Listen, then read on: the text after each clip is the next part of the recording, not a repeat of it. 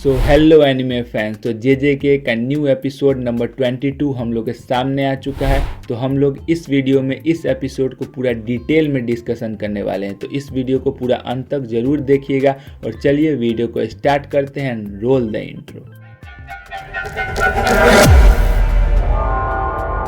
Episode का शुरुआत होता है और हमें सबसे पहले दिखाया जाता है तबाही, जो कि सुकुना और जोगो की फाइट की वजह से हुआ होता है। तो वहीं पे जो पांडा होता है वो अपने दोस्त कुसाकाबे को ढूंढ रहा होता है। तो ढूंढते ढूंढते कुसाकाबे उसको एक मलबे में पड़ा हुआ दिख जाता है। तो वो उसके पास जाता है, उसको मलबे से बाहर निकालता है। और कुसाकाबे मलबे से बाहर निकलते पांडा से पूछता है कि ये सारी तबाही क्या यूजी इतादोरी ने मचाई है।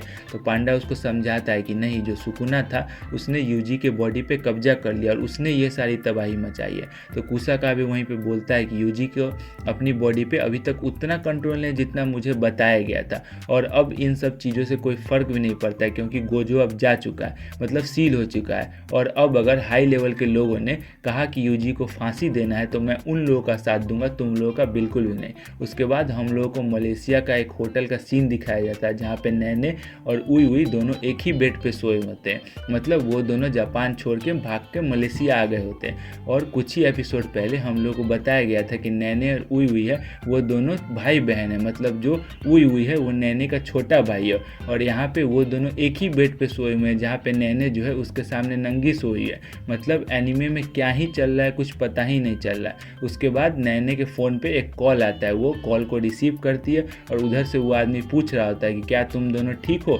तो वो उसको बताती है कि हाँ, गेतो ने ऑलमोस्ट उन दोनों को मार ही दिया था, लेकिन उई का टेक्निक को यूज़ करके वो दोनों सेफली वहाँ से भागकर यहाँ आ गए। और उसके बाद वो उस आदमी को एडवाइस दे रही होती है कि तुम अपने जापान के सारे स्टॉक्स और टोक्यो के सारे प्रॉपर्टीज़ को बेच दो, क्योंकि जापान का जो इकोनॉमी है वो बहुत ही तेज़ी से गिरने वाला है। मतलब शिबुया इंसिडेंट के बाद जापान का इकोनॉमी बहुत ही तेज़ी से गिरने वाला है और उसका निगेटिव इफेक्ट अगल बगल के देशों पे भी पड़ने वाला है। तो इसीलिए जितना जल्दी हो सके तुम सारी चीज़ों को बेच दो। मैंने तो ऑलरेडी सारी चीज़ों को बेच दिया और अपना जितना भी करेंसी था उन सारे करेंसी को यहाँ की करेंसी में एक्सचेंज भी करवा लिया है। तो उधर से वो आदमी बोलता है कि थैंक यू ये सारी इन्फॉर्मेशन देने के लिए। तो इधर से नैने बोलती है कि कोई बात नहीं, बस तुम मुझे ऐसे ही अंदर की खबरें देते रहो और हम दोनों फ्यूचर में साथ मिलके और भी बहुत सारे काम करेंगे। तो यहाँ पे वो सामने वाला आदमी मतलब फ़ोन पे कौन था वो हम लोगों को बिल्कुल भी नहीं बताया गया। सीन शिफ्ट होता है और हमें दिखाया जाता है चोसो का सीन, जहाँ पे चोसो को वही सब फ्लैशबैक बार बार आ रहा होता है, जहाँ पे वो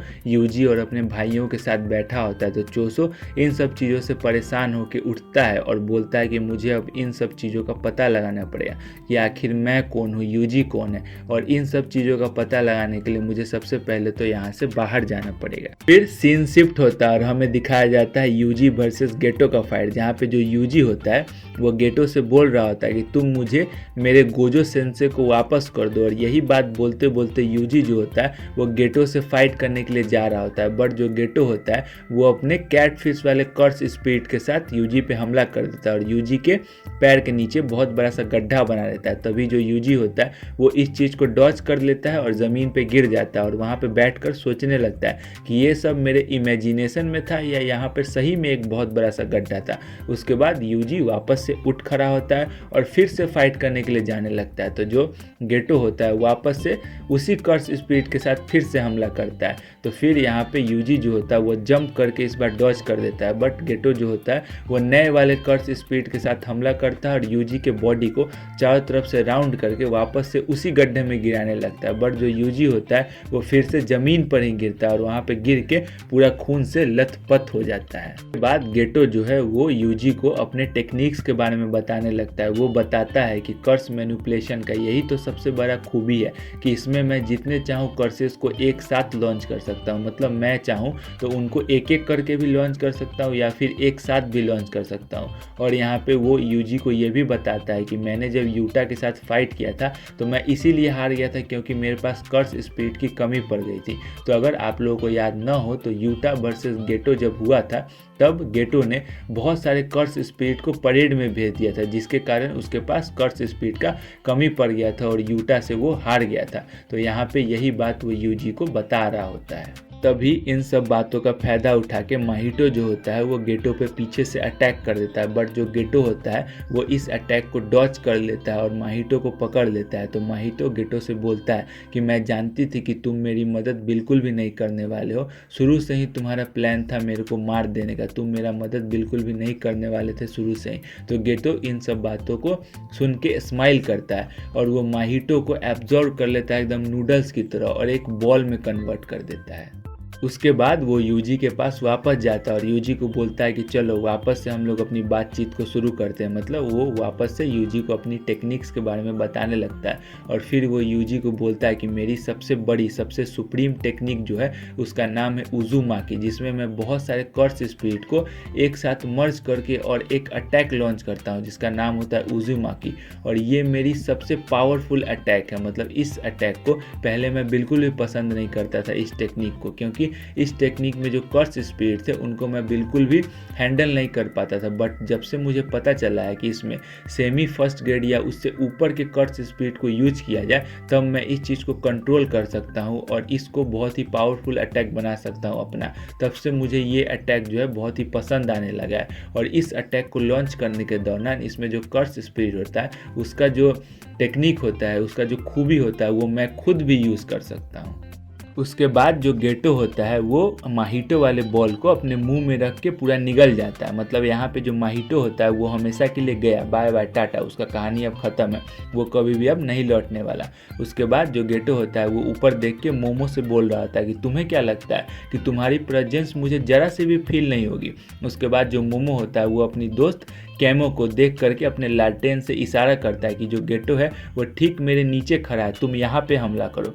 उसके बाद जो कैमो होता है वो अपने कर्स एनर्जी से भरा हुआ तीरों को गेटो की तरफ हमला करता है, लेकिन गेटो जो होता है वो सारे तीरों को डॉच कर देता है। लेकिन वहीं पे जो मीवा होती है वो अपने पास्ट को बताते हुए गेटो पे हमला कर रही होती है। वो बोल रही होती है कि मैं बचपन में बास्केटबॉल टीम की कैप्टन थी और मैं अपने मेंटोर से जूनियर स्कूल में मिली थी जहाँ पे मुझे लकड़ी का तलवार उठाना भी नहीं आता था, बट मुझे अपने परिवार का हेल्प करना था, मुझे अपनी माँ का हेल्प करना था, जिसके कारण मैं इस फील्ड में अभी तक टिकी हुई हूँ और मुझे अपने इस अटैक में अपना पूरा जान डाल देना, अपना पूरा एक्सपीरियंस डाल देना अभी तक का। और फिर वो ये सब बातें बोल के गेटो पे अपने तलवार से अटैक करती है, बट जो गेटो होता है वो एक हाथ से ही उसका तलवार पकड़ लेता है और उसके तलवार के टुकड़े टुकड़े कर देता है। फिर जो गेटो होता है वो अपना सबसे पावरफुल अटैक, सबसे सुप्रीम अटैक जो उजुमाकी होता है उसको मीवा पे लॉन्च कर देता है और यहाँ पे मीवा का मरना पक्का होता है। बट कोई आकर के मीवा को बचा लेता है और गेटो के अटैक से वहाँ पे एक बहुत बड़ा सा गड्ढा बन जाता है। तब गेटो जब धूल हटता है तो वहाँ पे देखता है कि कुसाकाबे ने मीवा को बचाया होता है और वहाँ पे उटा हिमे और मोमो भी होते हैं जिन्होंने मीवा को बचाया होता है। और तब तक जो हमारा चोसो होता है वो भी फाइट को ज्वाइन कर लेता है और वहाँ खड़े सब लोगों को बता रहा होता है कि मेरे पास्ट में 3 पेरेंट थे, एक मेरी माँ, एक वो कर्स स्पिरिट जिसने मेरी माँ को प्रेग्नेंट किया था और एक मेरा बा जिसने मेरी माँ पे बहुत ज़्यादा अत्याचार किया था। तो वो गेटो को देख के समझ जाता है कि ये वही बंदा है जो पीछे पास्ट में था, मतलब वही कर्स स्पिरिट है जिसने मेरी ज़िंदगी को बर्बाद कर दिया था। और फिर वो सबको बताता है कि इसका असली नाम जो है वो नोरितोशी कैमो है।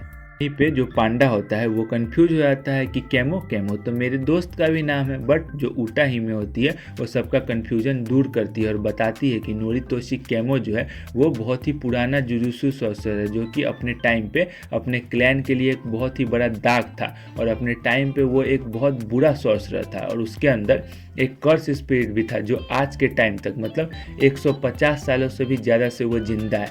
तभी जो कुसाकाबे होता है वो भी समझ जाता है कि ये वही कर्स स्पिरिट है जो इस टाइम पे गेटो के बॉडी के अंदर घुसा हुआ, मतलब ये टाइम टू टाइम अपना बॉडी को चेंज करता रहता है ताकि ये भी जिंदा रह सके, अपने आप को एक बॉडी से दूसरे बॉडी में ट्रांसफ़र करता रहता है। इसीलिए इसके पास इतना ज़्यादा एक्सपीरियंस है और इसीलिए ये अब तक इतना ज़्यादा पावरफुल हो चुका है। और वहीं खड़ा गेटो जो होता है वो बोलता है कि नोरितोशी कैमो ये तो मेरे बहुत सारे नामों में से बस एक नाम है। तो ये सब सुन के जो चोसो होता है वो और ज़्यादा गुस्सा हो जाता है और बोलता है कि गेटो तूने मेरे ही भाई को मारने के लिए मुझे ही भड़काया, अब मैं तेरे को छोड़ूंगा नहीं।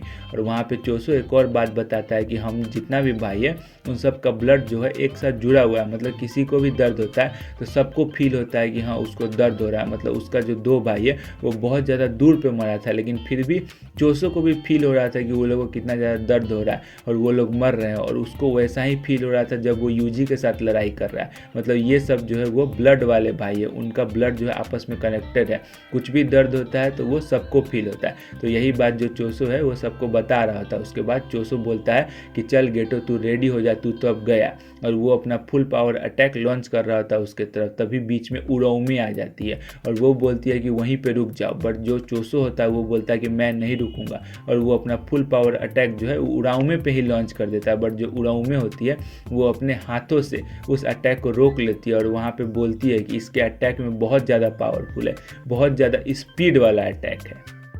और फिर जो चोसो होता है वो गेटो से लड़ाई करने लगता है। तो वो गेटो पे तरह तरह का ब्लड अटैक मार रहा होता है, बट जो गेटो होता है उड़ने वाले कर्स पे बैठ के सारे अटैक से बच रहा होता है। उसके बाद जो गेटो होता है वो एक बहुत बड़ा सा कर्स को चोसो के मुंह पे दे मारता है, बट जो चोसो होता है वो अपने ब्लड से उसको काट देता है और वापस से अटैक करने लगता है। बट जो गेटो होता है वो डिसाइड करता है कि अब वो क्लोज फाइट करेगा, 1v1 फाइट करेगा, हैंड फाइट करेगा। उसके बाद वो जाता है चोसो के साथ हैंड फाइट करने, और चोसो को वहाँ बोलता है कि भैया थोड़ा देर आराम कर ले, थक गया होगा।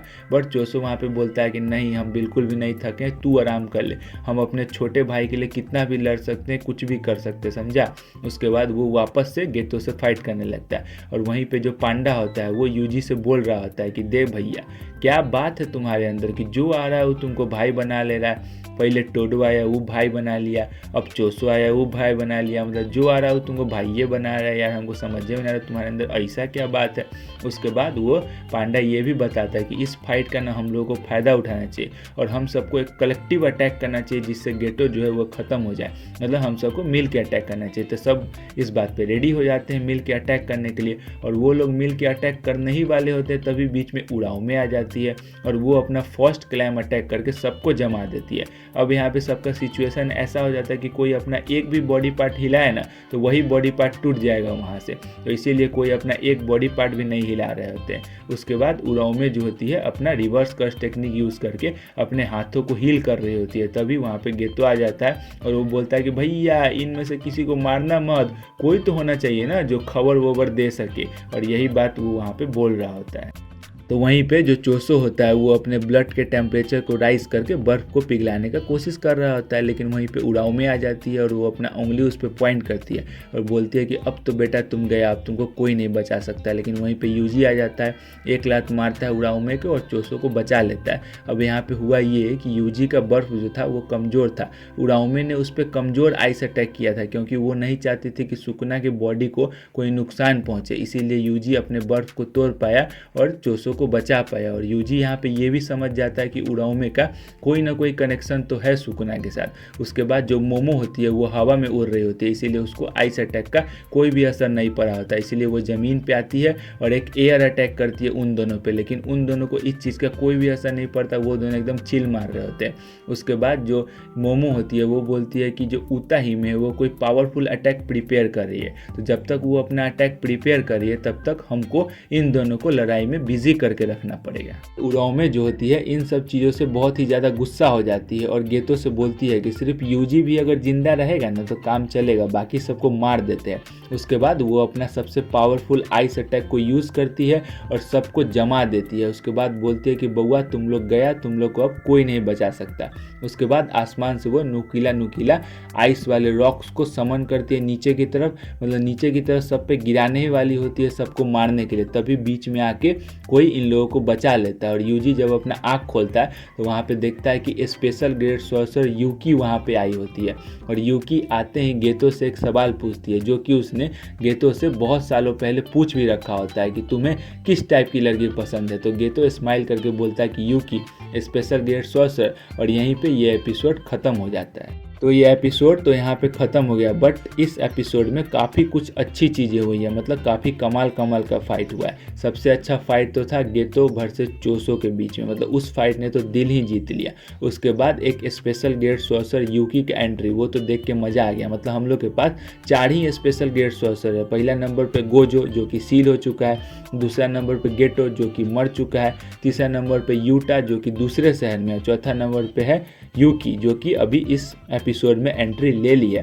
तो अगला एपिसोड देखने में और भी ज़्यादा मज़ा आएगा जब special grade versus special grade होगा और यूकी का एंट्री भी देख के मज़ा आया। मतलब अगला एपिसोड में और भी ज़्यादा हमको लग रहा है एपिक फाइट होने वाला है स्पेशल ग्रेड सॉर्सर के बीच में। तो चलिए अगला एपिसोड में देखेंगे कि क्या कुछ होगा। और अगर ये वाला एपिसोड और ये वाला वीडियो आप लोगों को पसंद आया है तो प्लीज़ वीडियो को लाइक कर दीजिएगा, चैनल को सब्सक्राइब कर दीजिएगा, वीडियो को शेयर भी कर दीजिएगा। मिलते हैं नेक्स्ट वीडियो में, तब तक के लिए बाय बाय।